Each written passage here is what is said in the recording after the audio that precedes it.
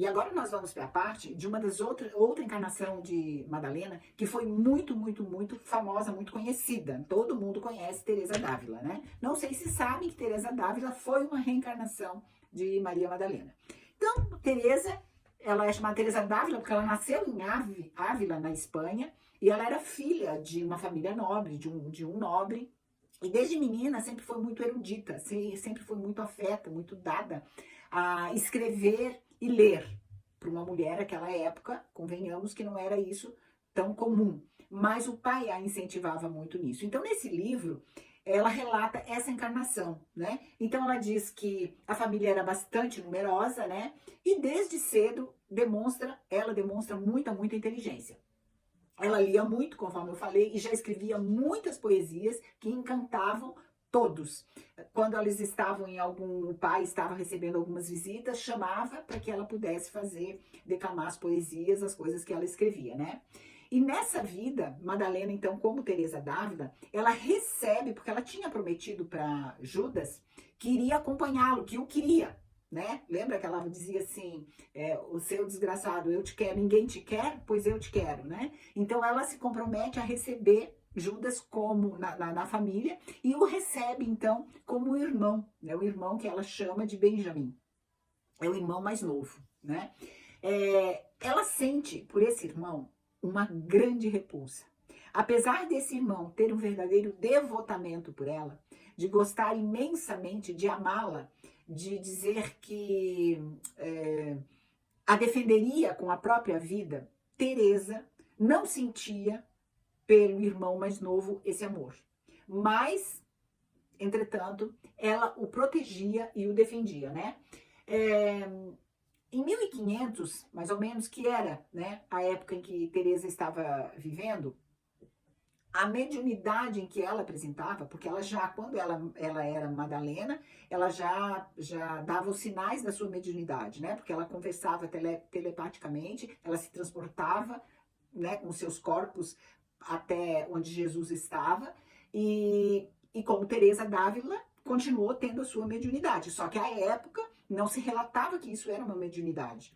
Mas, então, nessa época de 1500, por causa dessa mediunidade e esses fenômenos que ela conseguia produzir, que ela produzia, ela foi acusada, né, que ela tinha conluio, que ela tinha com o diabo, conversas com o diabo. Não vamos esquecer que nessa época nós tínhamos o período da Inquisição, e a Inquisição espanhola foi uma das mais ferozes, vamos dizer assim, né? Então ela foi chamada ao tribunal inquisitório por até 2 vezes, tendo ficado presa lá, né, confiscada durante dias para ser interrogada, e não sofreu tortura, mas ficou isolada, inclusive dos seus familiares, né? O irmão, esse Benjamin, estava sempre a postos e queria defendê-la, ir buscá-la, né? E jurava dar a vida, entregar a vida dele para qualquer coisa para defendê-lo. Tamanho era a devoção que Benjamin, né, tinha pela irmã. Teresa eu não vou aqui relatar os feitos de Teresa d'Ávila, porque isso está explícito, vamos dizer, na vida de Teresa, em qualquer religião que nós formos pegar a vida dos santos, vai ter a vida dos feitos que ela fez, que foi a inauguração a fundação dos monastérios femininos, das descalças, depois se juntou ao padre confessor dela, que foi o João, e fundou os masculinos também. Ela fez uma revolução nesses monastérios. Tem toda essa história da vida dela, de Teresa, nos relatos católicos, né? Mas eu vou recortar aqui alguns fatos mais instigantes, vamos dizer assim, que não estão lá nessas narrativas católicas, vamos dizer assim, religiosas, né? E vou me ater ao que esses fatos que não estão lá e que ela relata, né? Da vida pessoal dela. Porque quando ela escreve isso, ela não escreve, ela fala das andanças que ela fez, que ela andava a pé de monastério em monastério, que ela como foi o encontro dela com Jesus, como que eram as ascensões que ela fazia, como era a relação com as demais irmãs que ela tinha nesse monastério. Então ela relata isso, né? Mas, como aqui é um resumo, nós vamos resumir o mínimo possível em algumas questões que ela coloca como uma pessoa que está vivendo, um espírito que está aqui vivendo uma experiência terrena, né? Então, assim, ela não entendia por que ela sentia tanta repulsa por esse irmão mais jovem. Ela não sabia, né?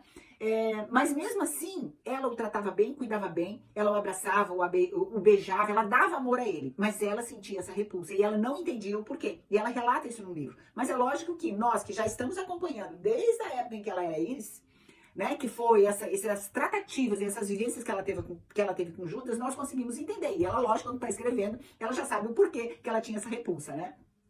Benjamin dizia que se Teresa não a amasse, ele se jogaria, olha só que interessante, né? Ele se jogaria num precipício, porque, na verdade, como ele já havia feito em uma encarnação passada, como Judas, né? Como eu falei para vocês da outra vez, o Judas, pelo que ela relata aqui nesse livro, ele não teria se enforcado, ele teria se arrojado num precipício, né? Então ele repete isso: se você não me amar, Teresa, eu me mato, eu me jogo num precipício.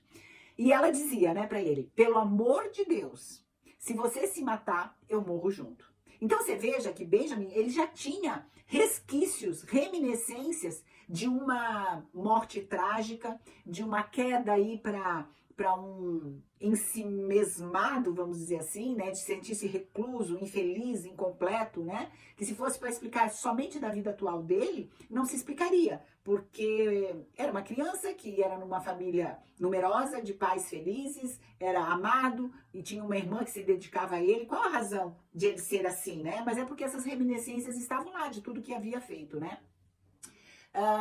Teresa, então, vive por 67 anos, ela faz muitas curas e ela relata no livro tantas e tantas numerosas curas que ela fez enquanto Teresa. Ela produziu muitos fenômenos, muitos, vários. Ela chega a relatar lá um dos fenômenos que ela faz brotar água de um local em que ela vai peregrinar num espaço, e estava junto com ela esse padre amigo, e ela coloca as mãos sobre as pedras assim, e daquela energia dela, a água começa a jorrar. Ela faz com que a água saia de lá e produz uma fonte. E aí depois essa fonte, eles acabam por cercar essa fonte, e essa fonte quando começa, isso acaba se espalhando, essa notícia ali, pela aldeia, pela região, e aquela fonte acaba sendo um local de peregrinação. Então eles cercam essa fonte e de um certo momento essa fonte acaba secando, ela vai até lá para ver, e ela tem essa comunicação telepática, explicam para ela o porquê que a fonte secou.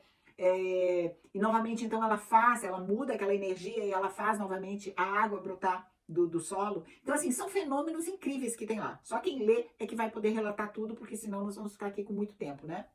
Ela era, então, uma excelente médium. Ela construiu, como eu falei, muitos mosteiros, asilos e orfanatos, né? Então, ela tinha asilos e tinha orfanatos. Eu não encontrei isso na literatura religiosa, falando dos asilos e dos orfanatos, mas no livro ela cita isso, né?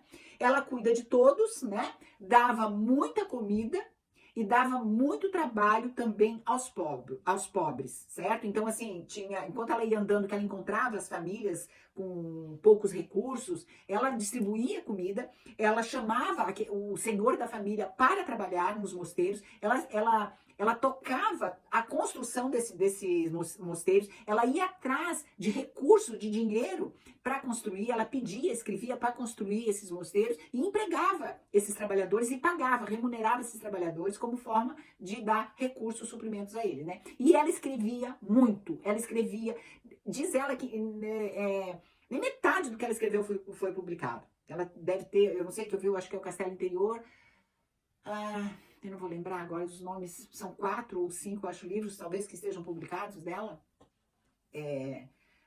São os passos, eu não vou recordar aqui agora, mas ela escreveu muito mais que isso, inclusive uma autobiografia. Agora, tem uma dúvida em relação a essa autobiografia, sabe? Porque teve um momento que ela passou por momentos muitos, como é que eu vou dizer assim, muito difíceis. E ela foi ameaçada, inclusive, porque ela ficou aprisionada dentro do próprio mosteiro por um determinado tempo.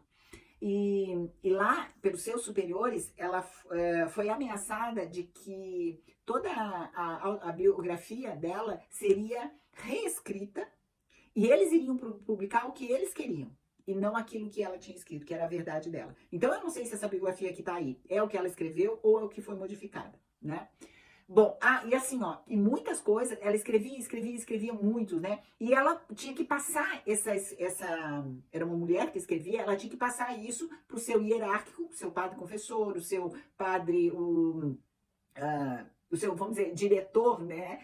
Que espiritual. Então ele tinha que ler aquilo. E ele lia e dizia para ela o que ela tinha que alterar, o que ela tinha que fazer de diferente ali. Tinha coisas que eles jogavam fora, que eles rasgavam, porque ela não podia escrever.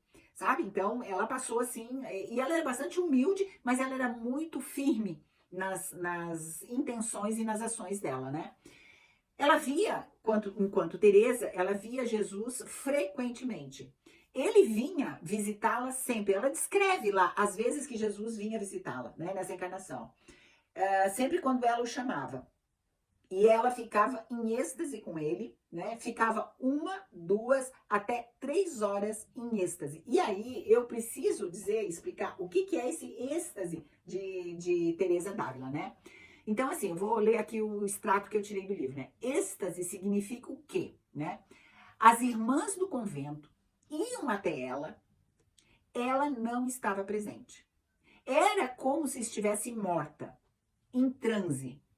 Ela conta que neste momento ela estava com Jesus. Então, as irmãs iam até ela e ela estava em êxtase, ela estava realmente assim, totalmente imóvel. E por mais que a chamassem, que a tocassem, ela estava como se estivesse morta. E nesse momento, então, ela fala, porque a gente vê o êxtase de Teresa, mas a gente não sabia o que estava acontecendo do lado de lá. Então ela fala que nesses momentos de êxtase, ela conta que ela estava lá com Jesus. Então ela saía do seu corpo, desdobrava, né? Se nós usarmos aqui um termo das viagens astrais, ou mesmo da apometria, né? Ela desdobrava, né? E ela estava com Jesus. E lá eles passeavam, eles iam a lugares, fontes, campos, jardins, verdadeiras conversas, ela e Jesus. E nestes momentos, ela ficava como se estivesse morta aqui na Terra. Essas são palavras dela retiradas do livro, né? Ela ficava como se estivesse morta. Ela diz assim, eu ficava como se estivesse morta aqui na Terra. E as irmãs se assustavam com isso, as irmãs ficavam em pânico, né? Depois se acostumaram, mas não a toque, porque sabiam que ela voltava depois, né? Ela foi considerada santa pela igreja, mas ela própria não gostava desse título. E ela dizia que ainda estava muito longe de Jesus, né? Seu irmão Benjamin morreu ainda jovem, né? Ele foi, se eu não me engano, ele foi lutar em alguma batalha, alguma coisa assim, e acabou falecendo. Mas ela, Teresa, conseguiu ter uma vida de amor com ele, né? Ela conseguiu produzir com ele uma vida amorosa, mas no seu íntimo, né? Ela tinha ainda aquela repulsa e nunca conseguiu dirimir essa repulsa. Nós vamos falar da morte de Teresa, mas já estamos com 16 minutos. Eu encerro por aqui e no próximo, então, nós falamos da morte de Teresa, como foi a morte dela. Mas nós vamos falar antes da morte, nós vamos contar alguns episódios das torturas morais, vamos dizer assim, que ela passou enquanto madre nestes conventos dela. Como que foi todo aquele conluio, alguns fatos que aconteceram, que nada disso está narrado nessa bibliografia, vamos dizer assim, né? Essa morte de Teresa, inclusive, ela dá aqui no livro um significado diferente, uma causa diferente. Ela não fala que morreu disso que na literatura fala que ela morreu. Daí nós vamos conhecer então no próximo vídeo para não ficar muito longo.